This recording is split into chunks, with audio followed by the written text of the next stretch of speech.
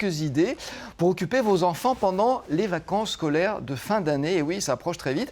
Avec nous, Anne-Bénédicte Chaubel, qui est directrice de publication, rédactrice en chef du magazine Grain de sel que j'ai entre les mains, dont j'ai le dernier numéro. Bonjour Anne-Bénédicte. Bonjour Alain. Bonjour, merci de nous avoir rejoints. Les informations les plus importantes dans ce dernier numéro, c'est quoi ?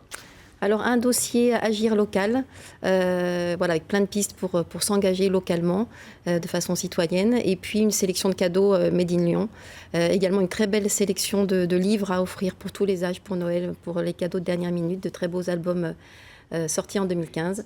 Et puis aussi un dossier... Et des idées de balades. Voilà, c'est là-dessus qu'on va aller tout de suite. Alors si le temps le permet... Parce que la météo, pour l'instant, elle est plutôt bonne, mais est-ce que ça va changer ? On ne sait pas encore. Il y a une balade qui est très intéressante, puisque c'est une balade sur les traces du tournage d'un film que les enfants, et pas seulement eux, ont adoré, qui est Belle et Sébastien. Tout à fait. Donc, idée originale, hein ? Tout à fait. Donc, c'est une très belle idée à l'initiative d'un accompagnateur de montagne, Jean Ligné, qui emmène donc les familles sur les traces du film, au départ d'un très très beau village qui s'appelle Bonneval-sur-Arc, qui est le dernier village de la vallée de Haute-Maurienne.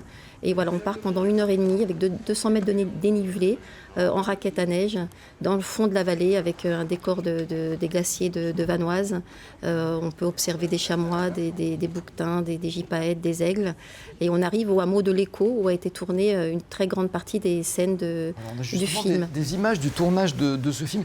C'est vrai que le cadre est merveilleux. C'est un film qui a été tourné dans la région. C'est vrai qu'il y a beaucoup de films qui sont tournés dans la région. Regardez comme c'est bon, on se croirait dans un décor de cinéma, parce que c'est vrai que notre région a des endroits absolument magnifiques. C'est gratuit ça, ou c'est quelque chose de payant ? Non, c'est payant, c'est 16 € la sortie raquette pour une durée de 3 heures. Donc on part à 9h le matin, on revient à midi.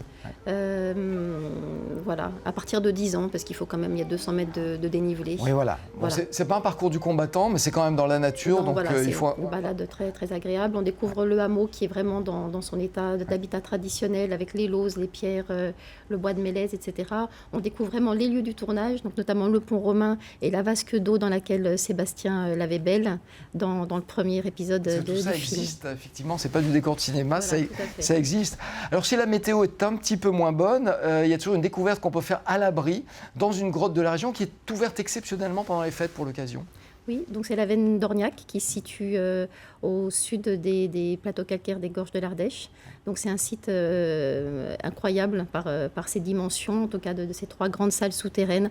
Donc on a des images effectivement magnifiques. Le voyage commence par un tunnel qui permet d'accéder à une première salle à 50 mètres, qui est vertigineuse, avec des plafonds qui montent jusqu'à 30 mètres de hauteur et des concrétions d'une incroyable richesse et profusion. Et puis on passe dans une deuxième salle qui s'appelle la salle du chaos, qui a été sculptée par la rivière au fil du temps, pour arriver dans la 3e salle à moins 121 mètres. Donc je vous rassure, on remonte après en ascenseur. C'est 700 marches pour descendre jusque dans cette salle. Et là, il y a un son et lumière qui clôture le spectacle. Et on est en fait dans la galerie originelle, sculptée par la rivière souterraine il y a environ 6 millions d'années. Ouais. Mais là, on est dans un jeu vidéo, mais en vrai. Donc pour les enfants, c'est vrai que c'est important de voir des vraies choses. Et j'imagine que c'est fascinant. Ah oui, c'est féerique. Le son et lumière est de toute beauté. Oui. Voilà. Alors on est parti du beau temps, d'un temps peut-être un peu moins bon. Et si vraiment le temps est pourri pendant les fêtes, on peut aller s'enfermer au cinéma. Alors on sait, il y a le Star Wars 7 que tout le monde veut aller voir, mais il n'y a pas que ça. C'est important de revoir des grands classiques. Et les enfants, ils sont encore sensibles.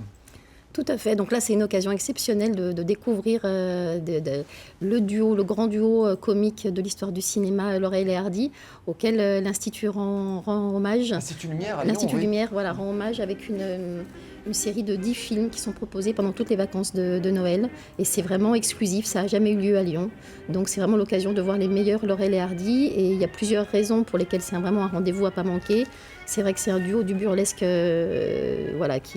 fait rire, c'est léger, c'est une forme d'humour qui n'a pas vieilli. Tout à fait. Ça fait toujours rire les enfants, et ça depuis longtemps. Voilà. Laurel et Hardy, mon Dieu, c'était quand ? C'était dans les années... Ils ont commencé dans le muet, donc ça devait être les années... Oui, c'est vraiment la transition entre le muet et le parlant. D'ailleurs, là, donc c'est pas que des films muets, il y a des films, il y a de la musique et des films parlants aussi. Donc c'est vraiment cette charnière-là. Ils ont eu un Oscar, Laurel et Hardy, pour un film qui sera projeté le 30 décembre à partir de 7 ans.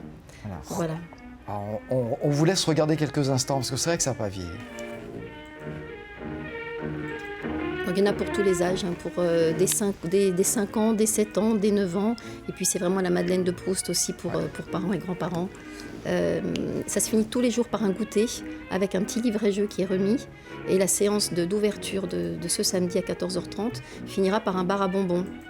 Oh là là, faut pas leur dire ça. En clôture de séance.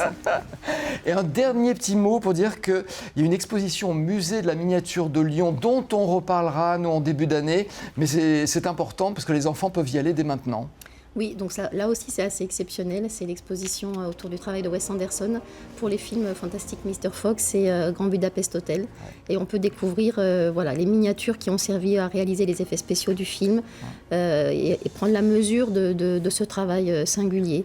Il faut savoir que pour Fantastic Mr. Fox, c'est 1 an de travail, c'est 30 manipulateurs pour plus de 500 marionnettes. Voilà, des décors qui peuvent aller jusqu'à 12 mètres de long. Enfin voilà, c'est prodigieux. C'est vrai que c'est magnifique. Regardez ça, l'art du détail. On reconnaît Grand Budapest Hotel, effectivement, ce film unique dont on peut voir les décors, les maquettes.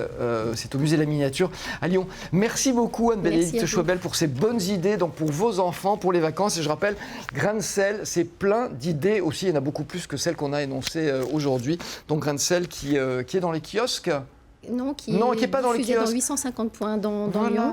Et toutes les idées, notamment pour les idées d'escapade, parce qu'il y en a beaucoup plus dans Grain de sel, sont sur le site de Grain de sel. Très bien, il me semblait que je disais une bêtise en la disant. Merci beaucoup à vous. Merci.